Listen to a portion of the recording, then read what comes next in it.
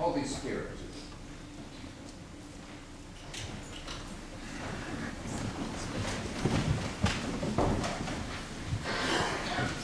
This evening is an invitation to see reality around us anew, to see beneath the surface of what we ordinarily look at. In two ways. Those of you who have received our Christmas card this know, we are invited to see afresh this evening in particular in this place. In the sanctuary ceiling, you will see that there are stars there for the first time, although that ceiling has always been designed for them, which are intended to represent the glory of God as it comes to us. Cynthia Moyer, who put those stars up for us, inscribed a name underneath every star. The name is a person buried in our cemetery. And in doing that, she fulfilled a design of Gothic architecture, and she also realized, without being entirely conscious of it, a statement that appears in the book of Daniel, that those who arise from the dead are like the stars in heaven. We are reminded in this place that our perspective is not of day and night, not of week to week, but of eternity. And our work in order to preserve and enhance the building is designed to help us to see more clearly. Likewise, because of tonight's gospel, I'm especially reminded of that window right there, which I've been glancing at all the way through the beginning of our service. So those in the front pew should not feel self-conscious. I was not commenting in any way, consciously or otherwise, on what you're wearing. I was just looking at the window of St. John the Evangelist. And I was reminded that what we in the West do with windows is very much like what happens in the Eastern Church with icons. We are invited to look with our physical eyes in order to see beyond what we ordinarily perceive.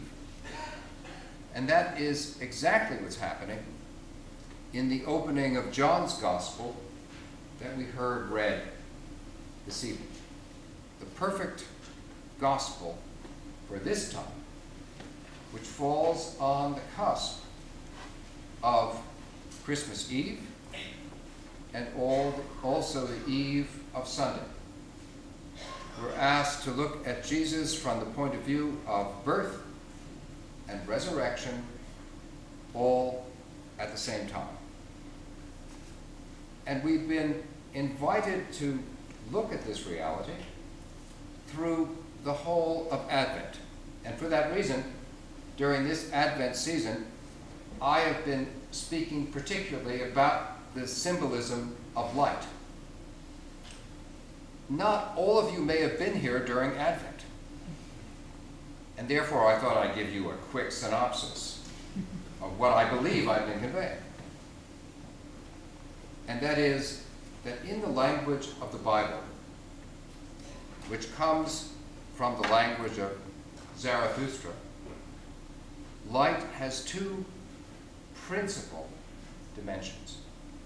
The one is light in the midst of darkness permits us to see the order of the world.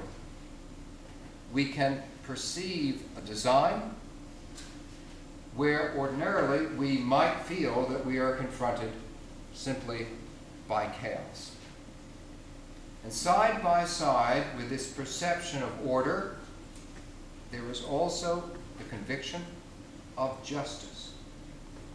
That it is possible for human beings to relate to one another on the basis of equity and not simply in the interests of their own particular desires.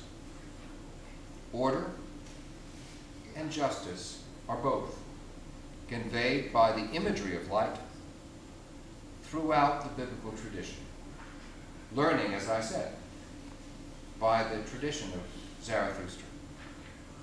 It's not quite as Nietzsche said. Zarathustra did not announce the death of God. I'm sorry. He announced the justice and the order of God within divine light.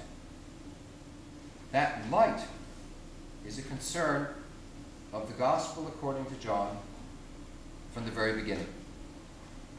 That light, John says, was enlightening every person who comes into the world. Every person who comes into the world has a sense, an innate sense, of the order of creation and the possibility of justice.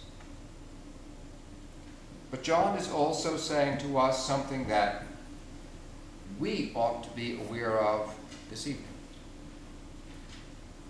That knowing that the creation is well ordered, understanding the ecology of creation, and appreciating how vital justice is, does not by itself commit us to justice.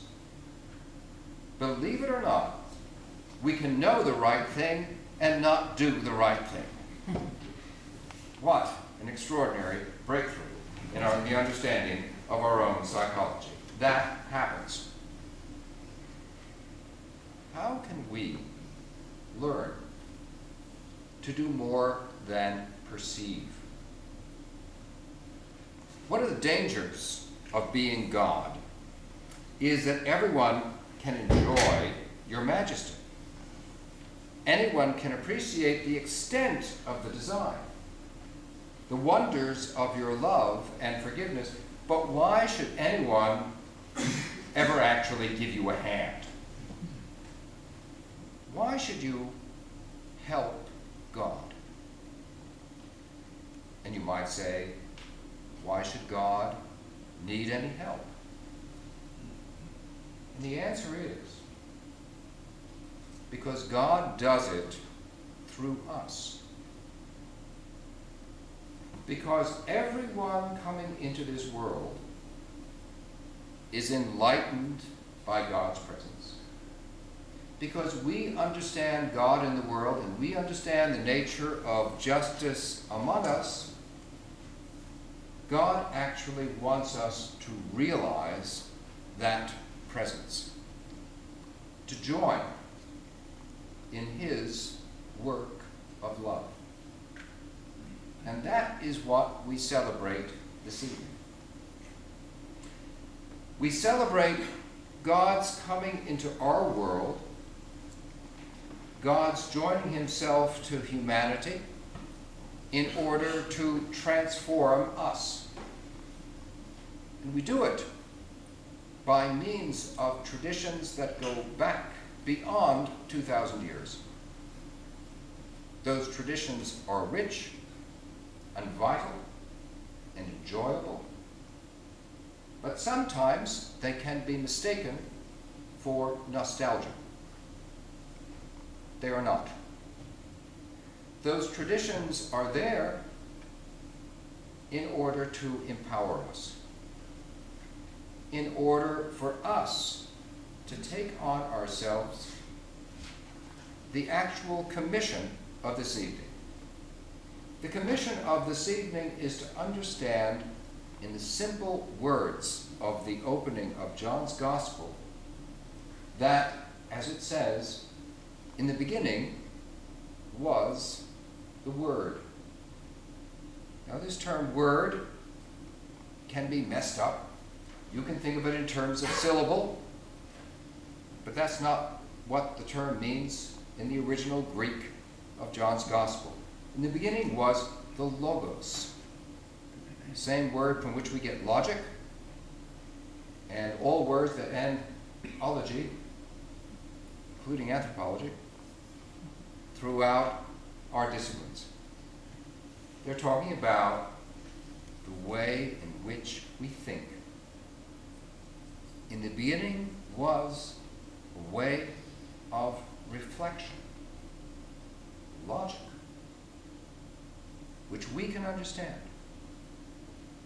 So beyond light, beyond the hope that we can see something out there that ties things together, beyond the wish that we can do better in the field of justice, there is such a thing as the inner intention of God, His Logos, His Word. And what we celebrate this evening is that you and I can understand that. We can embody that. Christianity has for a long time spoken of its own theology of the incarnation, which simply means the Word becoming flesh. It all derives from this exact gospel this evening. The Word became flesh.